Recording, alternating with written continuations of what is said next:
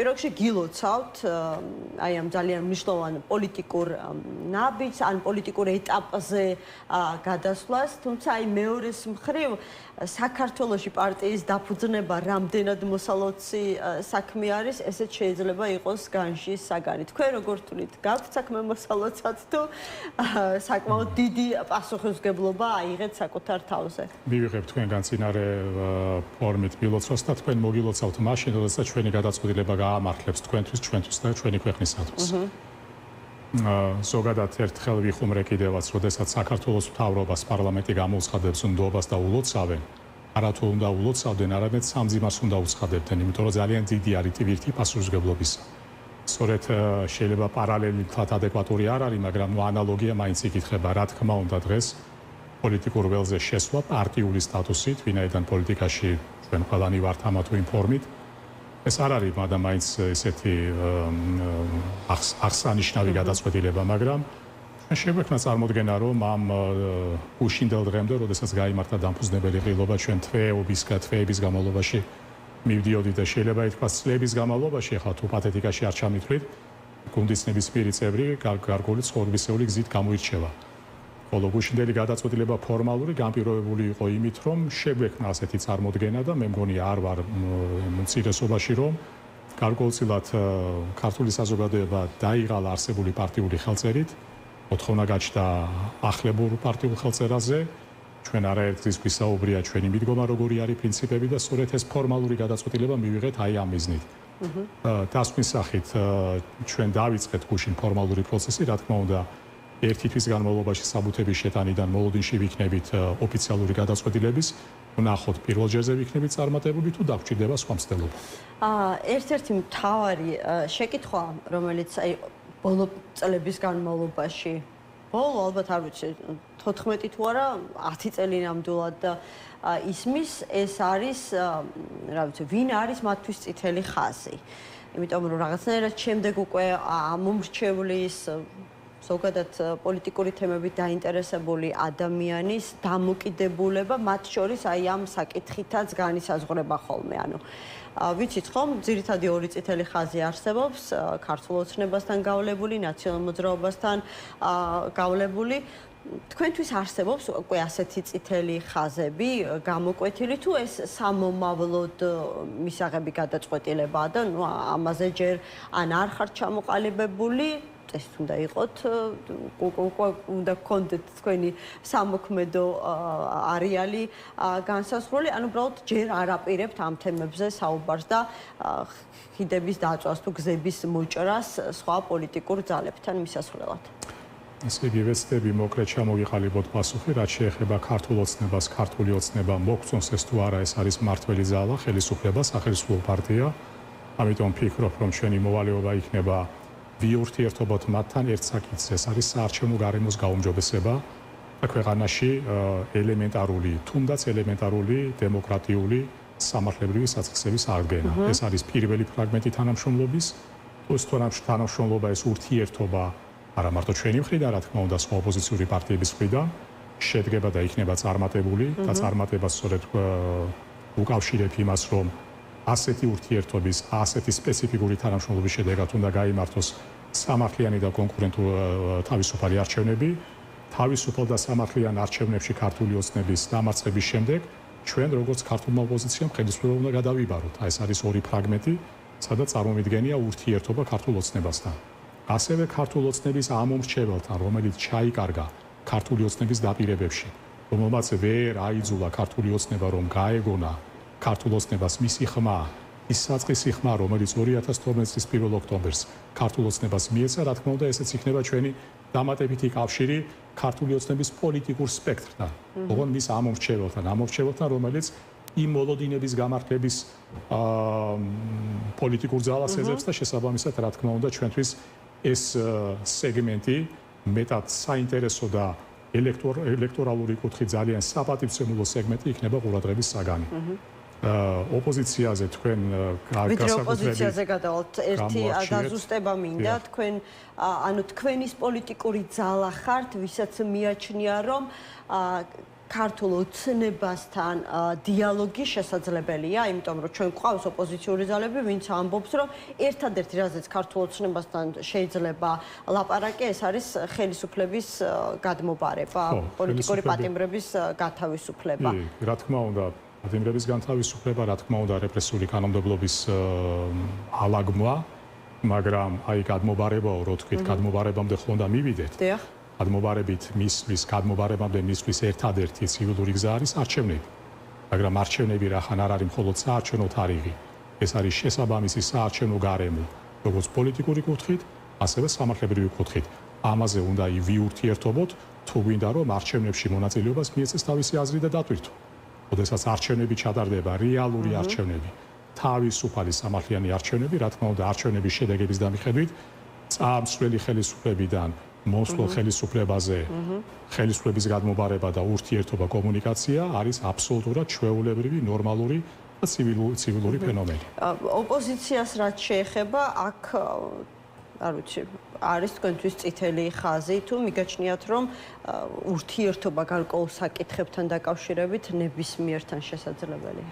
ალბათონო ემა, როდესაც თქვენ დასაწყისში იკითხეთ, რამ განაპირობა თქვენი გადაწყვეტილება, მე გარკვეულწილად კი პასუხეთ, მაგრამ უფრო ჩაშლილი პასუხი არის, რომ ჩვენი გადაწყვეტილება, მათ შორის და ჩვენი შინაარსობრივი განსხვავებულობა გამორჩეული არის იმით, რომ ჩვენი შეფასები, ჩვენი წარმოდგენით ქართული საზოგადოების არც თუ უმნიშვნელო ნაწილში, პროცენტებს ახლა ნუ არ მკითხავთ, არის კონკრეტული დაკვეთა ისეთ ძალებზე, რომლებიც არ იქნებიან დატვირთული წარსულით.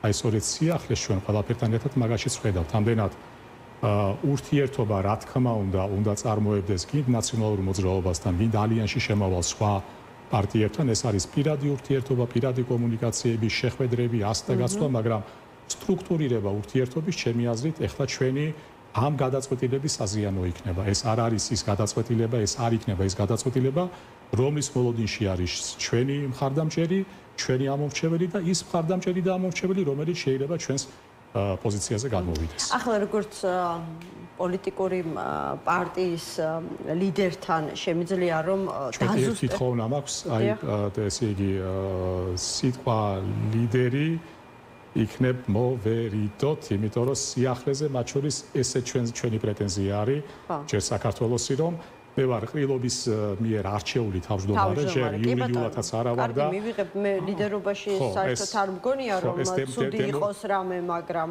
ნება თქვენია, რადგან გინდათ რომ გარკვეული ასე ვთქვათ ინოვატორები გახდეთ პოლიტიკურ ამ მიმართულებით, ეს თქვენი სტრატეგიის ნაწილია, თქვენი ხედვის ნაწილია და მე რა თქმა უნდა პატივს ვცემ და გავითვალისწინებ აუცილებლად.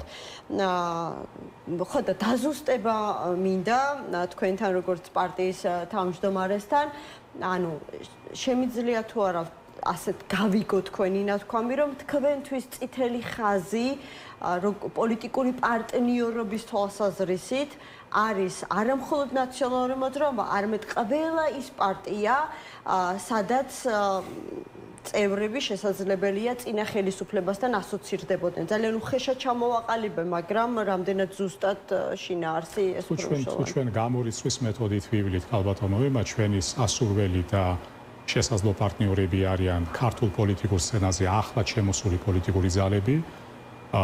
ალბათ ჩვენ ასეთი პოლიტიკური სტარტაპებისადმი უფრო მეტ ინტერესს გამოვიჩენდით და ისინიც ასეთ ინტერესს იჩენენ. ესაში გავიდა გარკვეული ინფორმაცია, რომ ჩვენ ერთი შეხვედრა გქონდა მიუხედავად იმისა, რომ თავისუფლების მოედანი დღეს ალიანსის წევრი არის, მაგრამ ალიანსში მიმდინარე პროცესების გამო არ გამოურიცხა, რომ თავისუფლების მოედანმა განსხვავებული გადაწყვეტილება მიიღოს. ეს რა თქმა უნდა მათი სამზარეულო არის, მათი საშინაო სავარჯიშო არის, მაგრამ თქვენ სასარგებლოდ შეიძლება მიიღოს ეს გადაწყვეტილება? ჯამში კონცეპტუალურად მინდა გიპასუხოთ, რომ თავისუფლების მოედნის მსგავსი მოთამაშეები, ან თქვათ ის აქტორები, რომლებიც ამ შეხვედრას ესწრებოდნენ, ალბათ ეს არის ჩვენთვის ბუნებრივი გარემო, პოლიტიკურად, სოფხედველობრივად, კულტუროლოგიურად, ადამიანურად თუ გნებავთ, ალბათ ჩვენ თუ კოორდინაციაზე ვიფიქრებთ და თანამშრომლობაზე უფრო ამიმართულებით.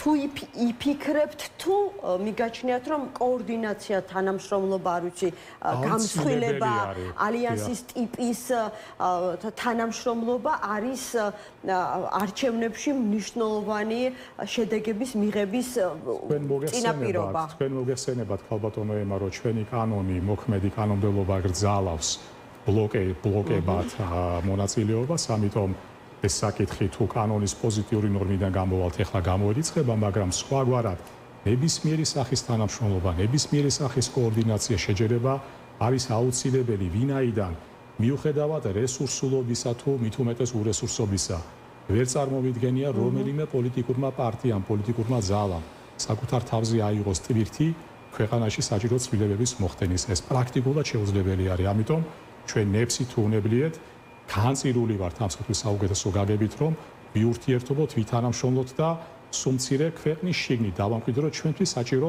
პოლიტიკური პოლიფონია. ხო, აი დიალოგია თქვით ხელისუფლებასთან, ხომ? მაგრამ გამომდინარე შექმნილი ვითარებიდან, რა ვიცი, განვლილი პოლიტიკური პერიპეტიებიდან, რა რესურსს ხედავთ ქართულ ოცნებასთან დიალოგის, რა ვიცი, დაწყების, სხვადასხვა მათ შორის საარჩევნო გარემოს გაუმჯობესებასთან დაკავშირებით. ნებისმიერი ასეთი მცდელობა ქვეყნის შიგნით თუ ქვეყნის გარედან ინიცირებული ქართული ოცნებისგან ძალიან ესეთი ხისტი და მოჭრილი უარით დამთავრდა. თქვენ რისი იმედი გაქვთ? ან შესაძლებელია თქვენ გაქვთ სხვა გზები, რომელიც შესახებაც არ არის ცნობილი სხვა ოპოზიციური პარტიებისთვის და სხვა კომუნიკაციის სხვა საშუალებები და არხები. ჩვენ არანაირი სხვა გზები არ აქვს გარდა იმ ადამიანური კაპიტალისა, რომელიც ჯერ საქართველოში არის თავმოყრილი. იმ ადამიანური კაპიტალისა, რომელიც გამოირჩევა სანდოობით და კეთილსინდისიერებით. სხვა ადამიანური კაპიტალი ამ თავითვე რო გიპასუხოთ თქვენს მეტად საინტერესო შეკითხვაზე, ჩვენ არ გვაქვს.